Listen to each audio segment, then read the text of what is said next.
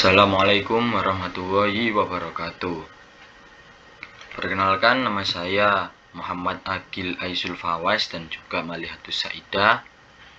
Kami dari Prodi Studi Agama UIN Sunan Ampel, Surabaya akan mempresentasikan Bapak Psikologi Indonesia Slamet Imam Santoso, konsep perkembangan psikologi di Indonesia. Yang pertama, profil Profesor Dr. Raden Slamet Imam Santoso. Profesor Dr. Imam Santoso adalah seorang pakar psikologi di Indonesia. Beliau memelopori Fakultas Psikologi di Universitas Indonesia. Bukan hanya itu, pada tahun 1978 beliau juga ikut mendirikan Fakultas Psikologi di Universitas Andalas, Universitas Sriwijaya, Universitas Erlangga, dan Universitas Hasanuddin. Beliau lahir di Wonosobo 7 September 1907 dan meninggal di Jakarta 9 November 2004 pada umur 97 tahun. Beliau menempuh pendidikannya di Europees Leisure School atau ILS dan Hollands Inland School antara tahun 1912 dan 1920. Mir Utgebrecht Leger Onderwijs atau MULO di Magelang pada tahun 1920 hingga 1923, MISB di Yogyakarta pada 1923 hingga 1926, Indis Art Stovia pada tahun 1926 hingga 1932, dan Geneeskunde School of Art Batavia Centrum pada 1932 hingga 1934. Beliau pernah menjabat sebagai Rektor UI pada tahun 1973, yang mana beliau menduduki posisi pembantu Rektor 1. Pada saat itu, Syarif Tajeb pada tahun 1962 hingga 1964 dan Sumantri Brojonegoro pada tahun 1964 sampai 1973 menjabat sebagai Rektor UI. Lalu ketika kematian Sumantri Brojonegoro pada tahun 1973 di tengah menjabat sebagai Rektor, Slamet Imam Santoso ditunjuk sebagai pejabat Rektor UI dan beliau mengakhiri jabatannya pada tahun 1974. Yang kedua yaitu teori Profesor Dr. Slamet Imam Santoso. Slamet Imam Santoso adalah orang pertama yang mengusulkan perlunya satu standar bagi semua jenjang pendidikan di Indonesia. Usul yang dilontarkan sepanjang tahun 1979 hingga 1981 ini membuat heboh dunia pendidikan. Ketika itu, pada tahun 1979 hingga 1980, Slamet menjadi Ketua Komisi Pembaruan Pendidikan Nasional atau KPPN, Departemen Pendidikan dan Kebudayaan.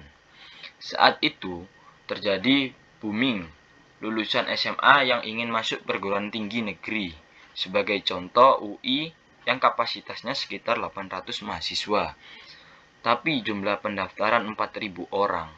Maka melalui komite yang diketuainya dibentuklah satu sistem penerimaan calon mahasiswa yang sejak 1979 sudah berlangsung dengan nama yang sekian kali berubah, mulai dari Skalu, Proyek Perintis, Sipenmaru atau Sistem Penerimaan Mahasiswa Baru, dan UMPTN atau Ujian Masuk Perguruan Tinggi Negeri. Pria yang dikenal terus terang dan sempat menjadi penjabat Rektor UI ini, meskipun sudah mengakhiri jabatan sebagai Ketua Komisi Pembaruan Sistem Pendidikan, 1980, ia masih sempat mengurusi penerimaan calon mahasiswa pada tahun 1981. Koni Semiawan, mantan rektor IKIP Jakarta, yang juga murid dan sempat menjadi asisten Slamet Imam dalam menguji mahasiswa, mengenang Slamet sebagai orang yang sangat tertib, teliti, dan juga memiliki wawasan yang sangat luas. Lalu berpikir filosofis meskipun bukan ahli filsafat. Dalam menguji mahasiswa, Slamet selalu menegaskan jangan menanyakan apa yang kamu ketahui, tetapi usahakan untuk bertanya apa yang dipahami mahasiswa. Dengan demikian dialog akan terjadi dan mahasiswa dapat mengaktualisasikan dirinya. Menurut Koni Semiawan, Slamet adalah tokoh pendidikan yang berani.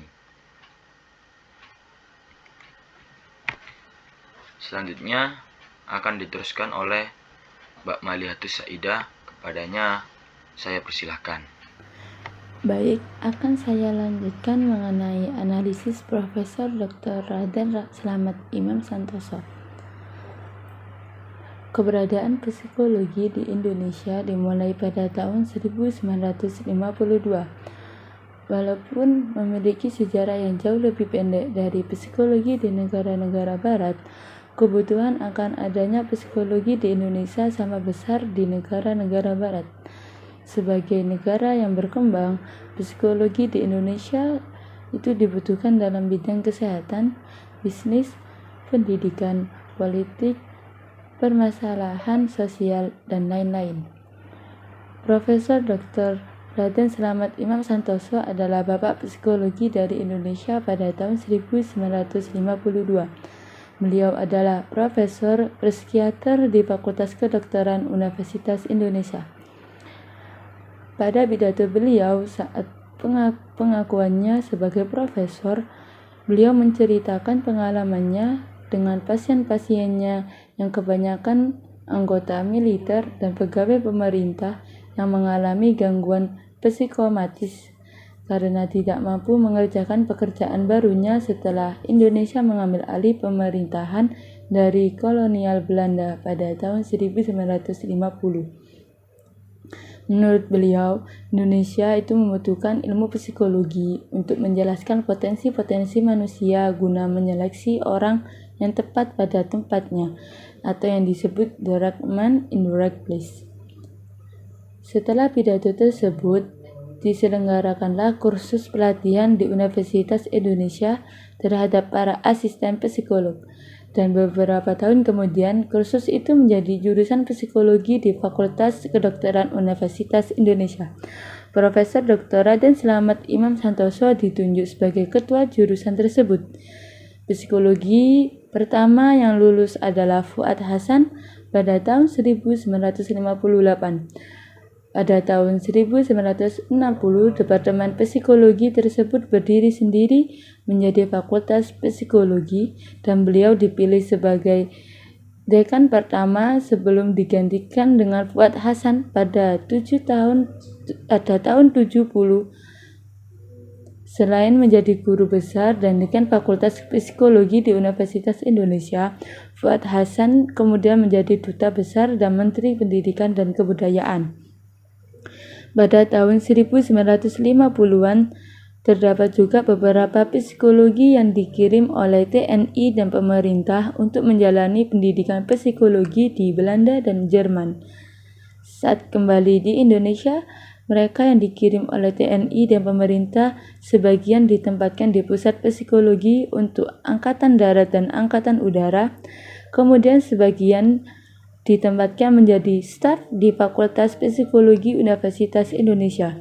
Kemudian, Fakultas Psikologi terbesar luas dan didirikan di beberapa universitas terkenal, seperti Universitas Pajajaran pada tahun 1960, lalu Universitas Gadjah Mada pada tahun 1964, lalu di Universitas Erlangga pada tahun 1992. Pada saat ini, pendidikan psikologi di Indonesia telah distandarisasi dan berada di bawah kontrol Departemen Pendidikan Nasional. Izin praktis untuk para psikologi di atas kontrol HIMPSI atau Himpunan Psikologi Indonesia dan Departemen Tenaga Kerja. Dengan demikian, psikologi di Indonesia harus sesuai dengan kerangka yang ditetapkan oleh pemerintah.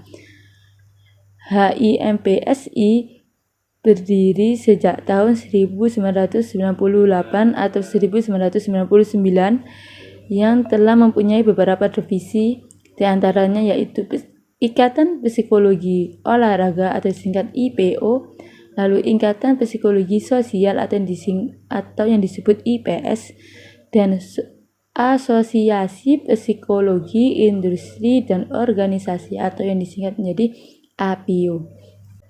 Baik, sekian pemaparan presentasi dari kelompok 15. Jika ada tutur kata atau perbuatan yang tidak mengenang di hati Anda, saya mohon maaf sebesar-besarnya. Wassalamualaikum warahmatullahi wabarakatuh.